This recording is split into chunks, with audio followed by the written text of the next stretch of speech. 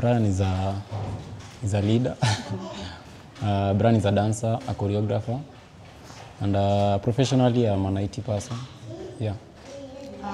Who's Brian now out of all that? Who's Brian in dancing? In the industry dance, I'm a manager and the founder of Motivated Mindset Dancer Studio. It's in Huruma slum. I think we are the only dance crew, the dance studio in the slum, Huruma. Yeah. And we specifically serve about 5 slums. That is Madare, Huruma, Kiamaiko, Ngei, and Madoya. And some part of Kariobangi. Yeah. What motivated you to start this particular dance crew studio? Yeah, as a child, living in Madare slum, basically I saw most of my friends turning into criminals. And it was a shock for me because I was well protected with the scouting world, so I never had a chance to vibe with the outside world. And of course, after high school is when I started interacting with now the real world. That's why I somehow managed to meet these specific challenges of people turning into bad people. Yeah. Mm-hmm. And why did you start specifically a dance crew? Is it something that you wanted to do? Is dancing your passion, or was it not any other thing? I think something funny about my dance career is that I was an indoor dancer. I did a lot of dancing at home. I've got those parents who believe in education. So most of the time I ventured much into dancing indoors. So I was a lyrical dancer, that is. So during the pandemic, the country was shut off and the movement was limited. And I had only a few safe spaces to venture into.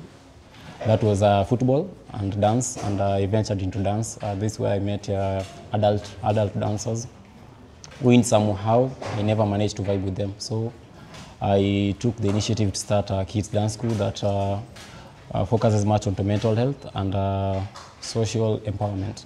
Yeah. Mm-hmm. So we've come to the studio, we've seen what you've done. It's an amazing space. Thank you. How did you come up with this? You know, it's not low effort. How did you manage to pull up all this together? It has been a journey. Let me say, number one, I want to shout out to a specific organization by the name Slum Code Organization. The founder goes by the name Albert Nation. The founder has been a mentor for about 4 years. That is from 2016 up to 2018. From there, I went on my path and ventured into the dance studio. So I developed skills and knowledge on managing an institution, an organization. And that's, it became an easy thing for me to manage a dance school because I dealt with a lot of corporate initiatives. As from my experience, I came with the dance crew and was able to do fundraising in the internet and create awareness. And out of nowhere, our Wisha came through and we somehow managed to secure this safe space. Yeah. So how long has this space been running for? This space has been running for like 2 years. Yeah. Are there any challenges that you faced with running this space? Yeah, there are so many challenges, especially after the cut-off of funding from the USAID. And now, to be specific, we are struggling, coming up with the rent of this institution. For example, we are really paying a lot this safe space.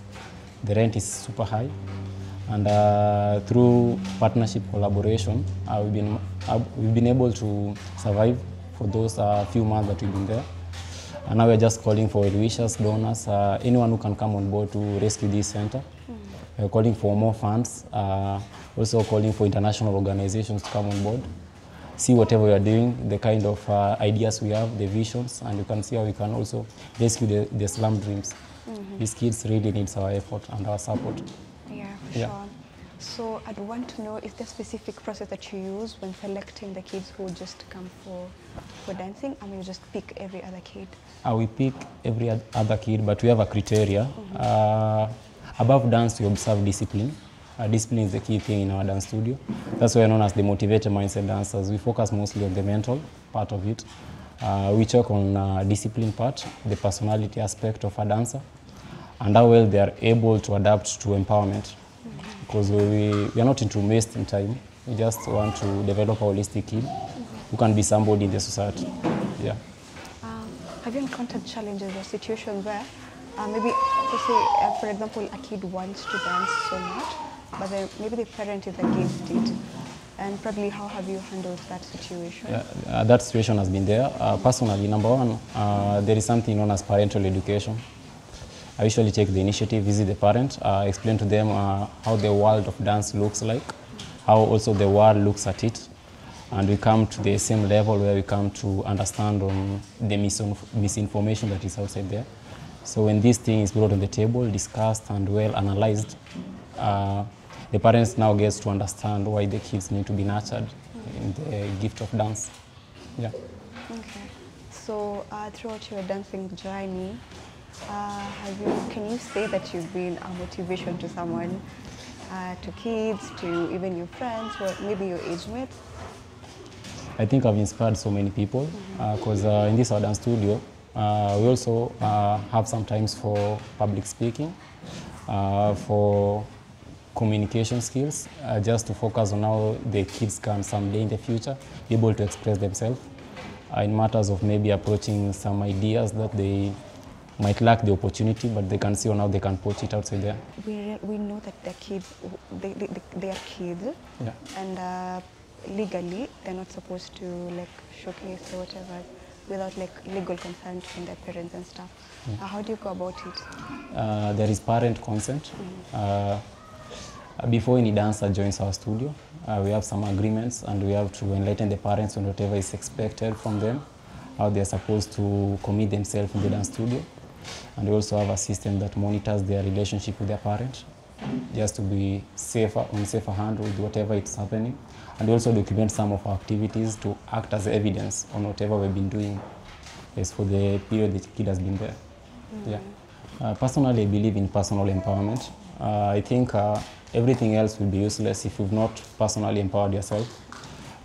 You might have opportunities or resources, but without personal empowerment, all those might just be a waste of resources and even time. I invest much on myself as much as I also invest on others, because I believe when you surround yourself with people who are empowered, there is high chances of going high, yeah, elevating to great opportunities. In your dancing journey, in your dancing career, what do you aspire to be, say, in the next 10 or 15 years? The next 10 or 15 years. Personally, I live daily. Yes, I live daily. I believe in working on each and everything daily for me to see the results of tomorrow. But in terms of the future plans of the dance studio, I would love to see it going globally, producing best dancers, especially professional ones, the ones who have got the leadership quality in them. Those dancers that are creating real change, real impact, they've got amazing stories from nothing to something. Yeah, and just revolutionizing the minds of people that believe that dancing is all about trending and not bringing impact.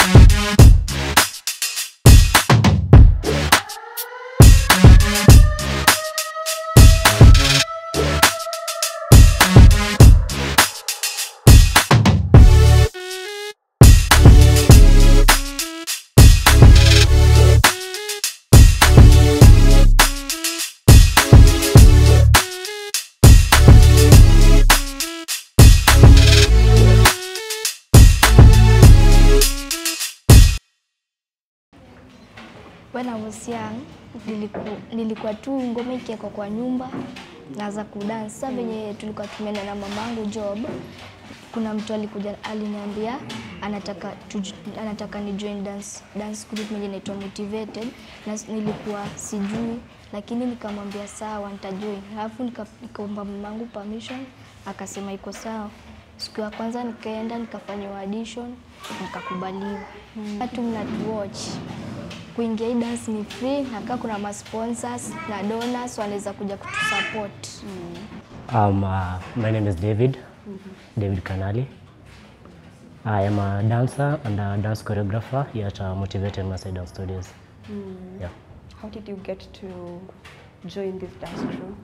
So Motivated Maasai Dance Studios, there's a time nilikuwa na dance kitambo. So nikienda shule I had to cut kwanza juu ya studies. Nilikuwa hapo class 7, class 8. So nikaachana kudance. So nilikuwa nimeacha kudance, nikakaa. Then nilirudi juu nilikuwa nimeenda boarding school. Then nilimaliza class 8 nikarudi back to Nairobi. And so nilikuwa natembea tu dance studios nikiangalia wana dance. Nilikuwa tu natamani kudance but mwili ilikuwa imefungana, imeshikana, so siwezi dance. So nilikuwa naenda tu kuona watu wakidance. Yeah, so I went to a certain dance studio wanaitwa Great Heart Dancers. So there nilikuwa naenda tu kwa check wakidance. So there's a time dance choreographer anaitwa Chakabrayo. Yeah, alikuwa amekuja kufunza huko, and I heard him saying, yes, there's a certain dance crew inaitwa Motivated Mindset. Wamefungua dance studio. And I was like, yo, who's Motivated Mindset? So nikaenda nikawa stalk kwa internet, and I found Motivated Mindset is a dance crew. Ilikuwa near Malina Stay. So yeah, nikaenda for auditions and nikachukuliwa. Yeah. So that's how I joined Motivated. Congratulations. Yeah. I have supporting parents. So wazazi wangu wamekuwa kinisupport kwa dance journey yangu. So nilikuwa nimeanza ku dance back then, so they knew I was a dancer. But sasa niliacha, nilipata dance crew, nikamwambia mom, nimepata a dance crew mali, at least nimefeel roho yangu nafai nikuwe hapo. Na akaniambia if that's what makes you happy, then yeah, we are good with it. Yeah. So growing up, aona vile tunasemanga watoto wadogo kwa shule, mimi nataka kuwa daktari. Mimi nataka, so what did you want to be when you were growing up? So I wanted to be, and also I want to be a successful entrepreneur. But through my dance journey bado nimepata, here at Motivated Maasai Dancers I found my purpose, not only as a dancer but also as a certified camera operator. So I'm a camera operator. So hiyo mambo entrepreneurship bado nataka nini yangu ya kamera. So nataka nitafute gadgets zangu. Yeah, and I start my journey. How much time does dancing take? Are you able to leave your other part of your life? Like, are you able to concentrate with your books? You're still in school, still. Are you able to concentrate with your books? Are you able to have time for your family and friends and other stuff? How do you unajipanga aje hapo? How do you balance it? Naweza sema dance imenifunza time management sana. So mimi najuaga schedule yangu ya siku vile inakuaga before hiyo siku ifike.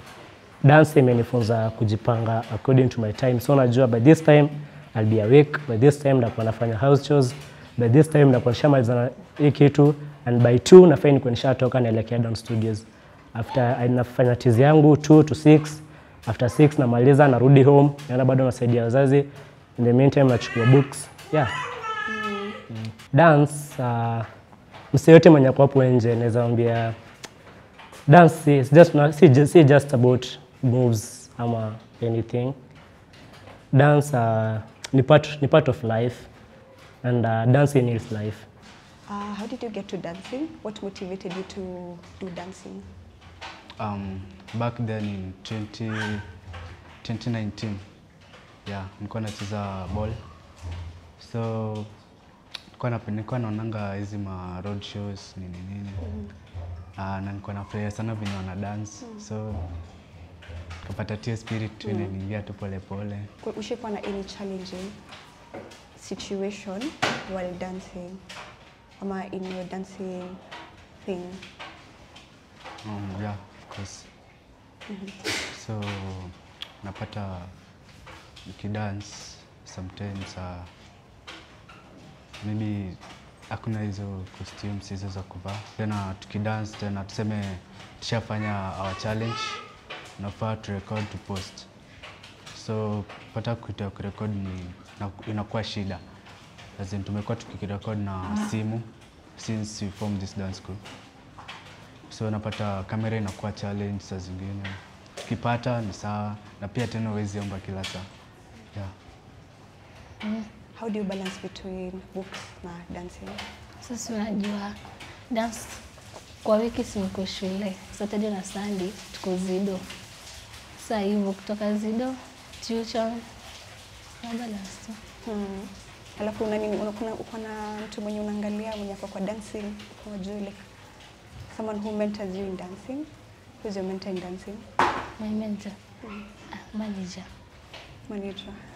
Ushaikuwa na dance enye like it's what was the hardest dance move for you to learn? Hip hop. Hip hop. Lakini bado naiwakia. Wazazi wako wanakusupport kwa dancing? Wananisupport. How did they react when you told them that you wanted to dance? Si walisema tu iko fiti juu nikiwa kadogo bado nilikuwa na dance. So walijua tu hiyo ndio passion. Mzazi wangu alikuwa anakataa, lakini akaona hii dance pia kuna inaweza fungua njia. Kaniambia acha tu ni join. Sasa siku hizi anisupport. Uko shule? Una manage aje kubalance between dancing na shule? Dancing ni Saturday na Sunday. Sasa nikiwa dance akili yangu tuneka kwa dance. Nikiwa shule akili yangu tuneka shule. Sasa na balance. Challenge tu ni kuwa na cameras na pia kupata sponsors. Ndio challenge ile tunakuanga nayo. Okay.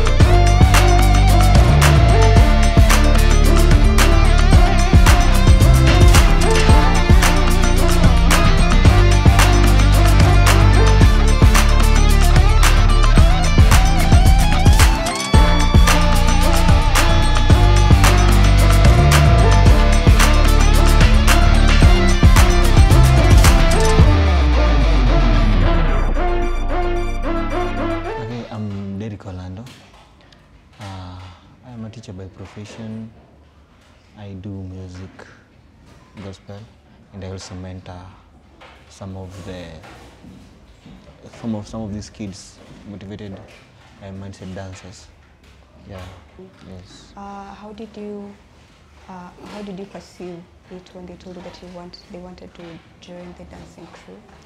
Okay, you know, as they were growing, they used to like these programs where they used to like watching music and dancing, and I thought that is the direction that I should take them. Yeah. So you support them? I support them. The dancing career journey? Yeah, sure. And also, you know, nowadays CBC is also helping them. So both in school and also outside, yeah, it's helping them. Okay. As parents, do you have a role that you take to support this particular dance crew? Yeah, okay, you know, kids as they grow, you must also help them manage time. So that is a timetable that is set aside, that has been designed for activities of the day, and there is a time set aside for this particular activity, dancing. Do you chime in terms of finances? In terms of finances, yeah, where there is need, we help, we come through for them, especially when they need to go somewhere, and so we facilitate their movement. Yeah, and also they must eat. Yeah, they also need to put on, sometimes they have to appear in uniform. Yeah. Are there any challenges that you've experienced so far while parenting a dancer who's still a kid? Who's still a kid. You know, they cannot fund these resources by themselves.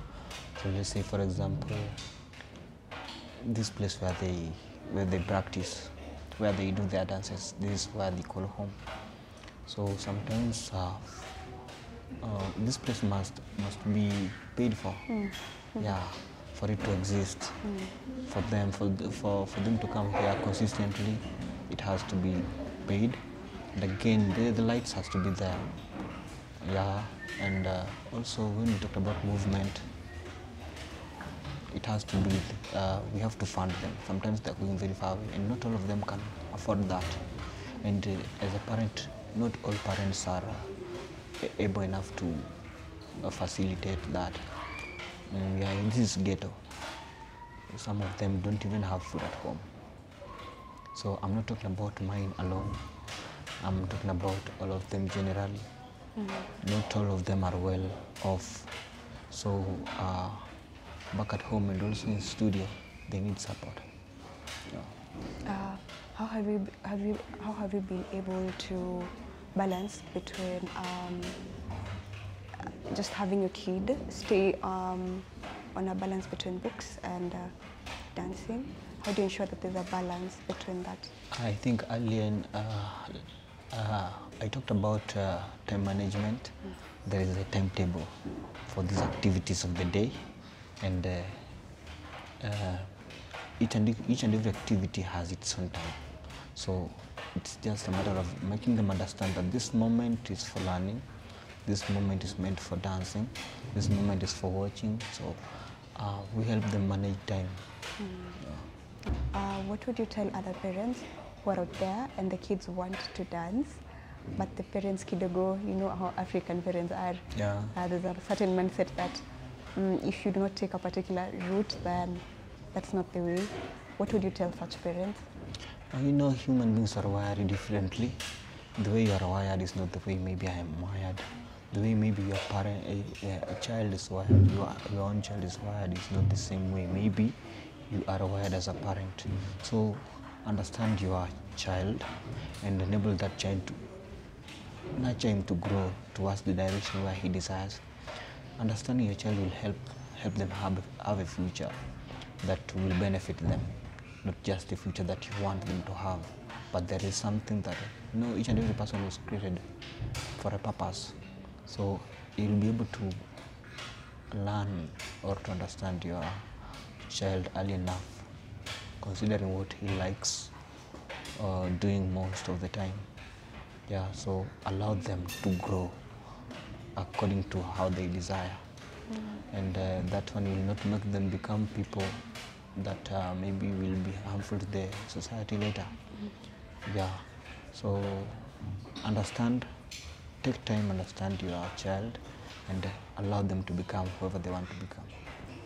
Kwa majina naitwa Elizabeth Awina, ama Mama Miles na Miguel. Nauzaga bajia, hiyo ndo kazi yangu.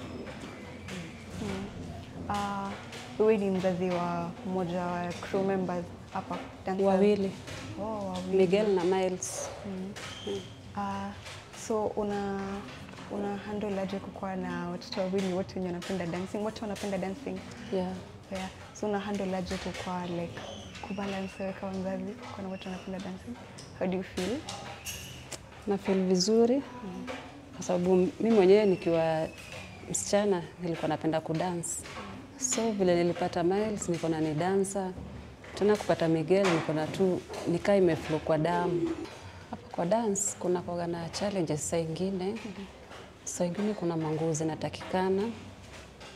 Saa hiyo uko mtaani hujauza poa. Hauna hiyo do ya hizo ma costume zao. Sasa mimi saa ingine nawekaga wa miss. Sasa pesa jaingia. Lakini sasa na watu wenyewe wanakasirika.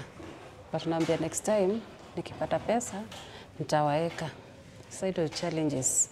Sasa ingine ama waende warudi magizani, unaona hiyo tense, unasema mtoto kesho ataenda dance, lakini mtoto anakulilia asubuhi mpaka unamtoa anaenda. Umebalance aje between wao kutaka kudance sana na maybe class work yao? Kwa class kama sasa kwa Miles namwekaka kuna senye ya kuji. Juu saa ingine anaweza concentrate dance sana mpaka una mtoto anarudi nyuma. But saa ile yenye amerudi vizuri anarudi. But sasa huyu juu ako PP1 yeye yake iko tu sawa. Yeye ana dance tu, yeye yake iko sawa, ni vitu rahisi rahisi. So unapatanga saa zingine especially in our setup ya African setup, kuna wazazi wenye hawachukuli dancing that seriously. So ushipata hiyo challenge yenye maybe marafiki wako ama some people wanakuambia mbona watoto wako wanafanya dance, vitu kama hizo? Napataga hizo nini?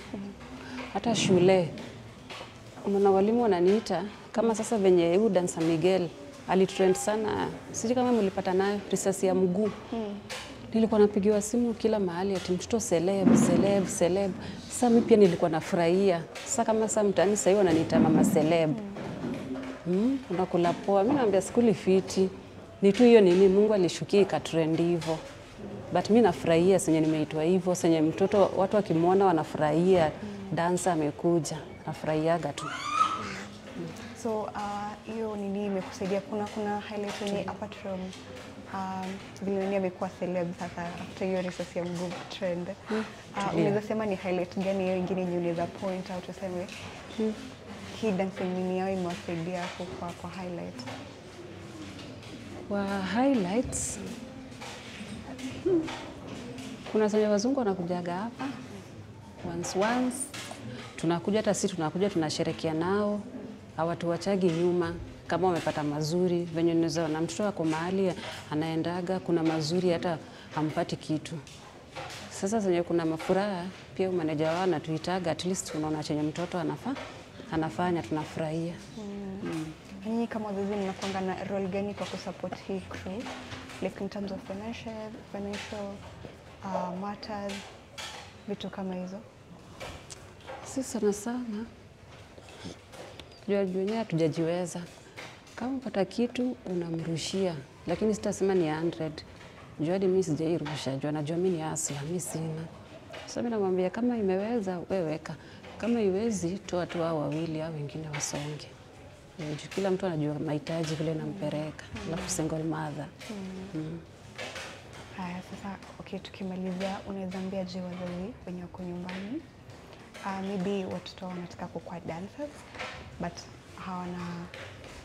hawana uwezo, unaweza ambiaje? Unajua huko mtaani mambo ni mingi. Mtoto anaweza ingia kwa crime nini. Sasa the moment anakaa hapa, anashinda hapa the whole day. Akikuja kwa nyumba amechoka, ni kukula kulala, tena kesho anafikiria kukuja. Mimi naweza ambia tu mzazi alete mtoto, asikae na mtoto kwa nyumba kama mtoto ako na hiyo talent. Hi, Miguel. You are motivated myself dancers. I have a boy. Tap.